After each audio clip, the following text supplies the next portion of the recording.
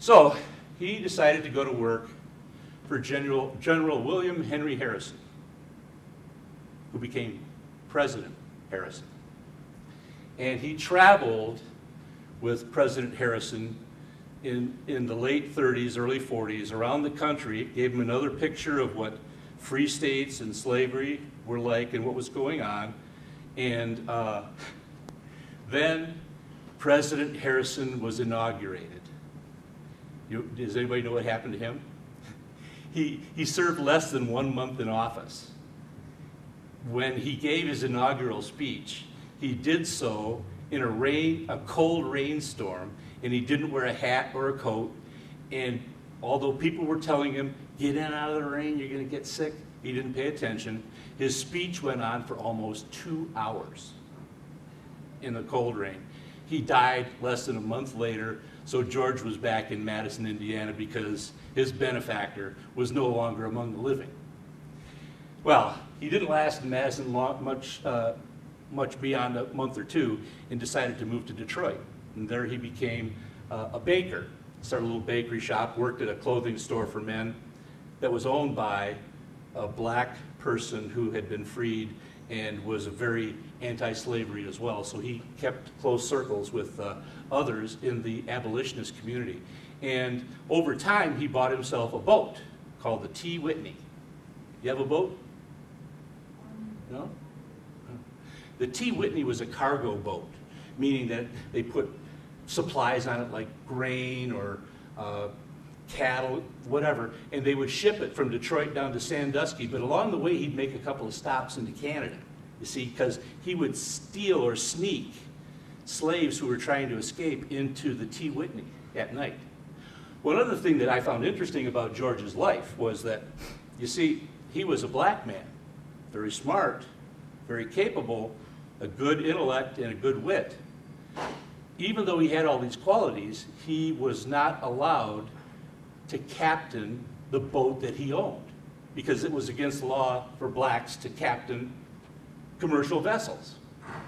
So he had to hire a white captain, and then he'd still fill the hull of the boat with slaves and ship them over to Canada on his routes to Sandusky.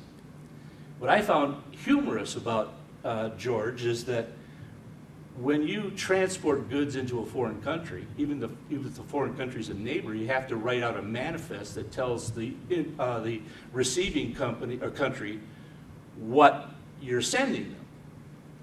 And so when he would send slaves over, he would say, "I'm shipping black wool." And that was on his manifest. I thought that was kind of humorous. Here he is. He's doing something extremely dangerous that could cost his life, and he used a little bit of humor on the import-export documentation. Well, George continued supporting freedom for people his whole life. And on the day that Lincoln signed the Emancipation Proclamation, George went down to his office in downtown Detroit and put a poster on the door that said, "This office is closed permanently." And that's how George D. Baptiste expressed not only his humor, but his delight that slavery was over. And to think the fact that he lived among us. He lived here in Michigan. And you have so many other characters like Dr. Nathan Thomas, who was the first physician in Kalamazoo County. Are you a University of Michigan fan? Kind of football? Do you know the University of Michigan fight song? Hail to the victors valiant. In that song, there are words, champions of the West. You ever hear that? Ever wonder, well, this isn't the West. California is the West. Texas is the West. Arizona. See, but back in the 1830s, this was the West. That West hadn't even been found yet. So we were in a very, very rugged environment in those days. There were no roads. Travel was mostly on rivers. Dr. Nathan Thomas got his medical degree and set up the first medical office in a little town called Schoolcraft, Michigan, and his house is still there. You can go visit his house. It's tended to only by request. If you want to get a tour of his house, you have to call the Historical Society in the community. But Dr. Nathan Thomas was a white Quaker. We associate a lot of the people who helped the freedom seekers as being Quakers, but not all of them were. You had Baptists on both sides of the issue, you had Methodists, mostly on the abolitionist side, and you had people of all colors and faith who participated in helping others find freedom. But Dr. Nathan Thomas did it in an unusual way because he had a permanent residence, he had a medical practice, he had a house, he had a wife, and he could have lost it all. Because they didn't treat people very well who were committed of crimes to help slaves escape. Those were crimes in those days. And, but he sacrificed and literally put everything on the line, and they believe that he saved as many as 1,500 people, because not only did he give them food and shelter and clothing, by the time slaves, when they escaped from the southern slave states and made it all the way up to this part of the country, their clothing was almost worn off of them.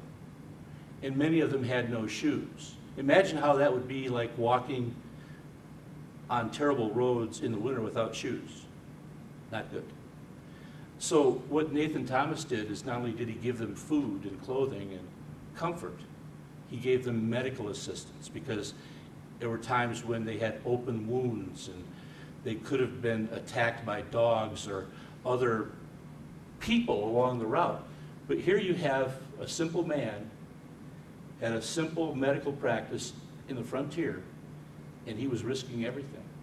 And I'll give you one more story. There was another fellow who was a ship's captain, and he had a cargo ship that he kept in Florida, and he would travel up the East Coast with his cargo, but part of his cargo was slaves. Well, they caught him.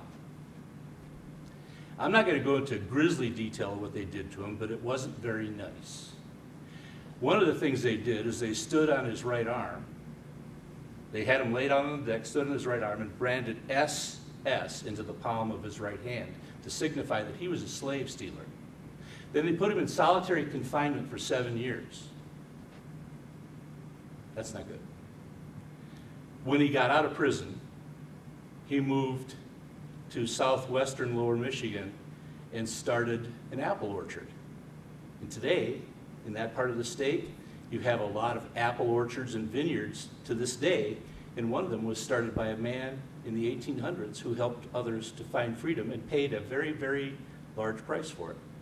So the book that I've written about the Underground Railroad, in essence, I've got 8 books, 4 picture books and 4 chapter books, but my book on the Underground Railroad really talks about the heroes of that day, but it doesn't pay a lot of attention to race, ethnicity, or religious belief. Because what I found in my studies was that people of all shapes and colors came to the conclusion of what was right. And they gave up everything, they risked everything to do what the right thing was. And isn't that what we need today? You know, as we look today and look and watch the media and see all the strife and conflict that's out there, I think we need to take a look back in time at our history to say, you know, we are capable of being bigger people. We are capable of reaching across to each other, extending a hand of friendship, and working together to solve the problems that really matter. And so that's why I write picture books and chapter books for young people, because I want to share important messages about history, but also about things that we can do as individuals to make the world a better place. So that's all I wanted to say. Thank you for coming to see me today. Do you have any questions you'd like to ask?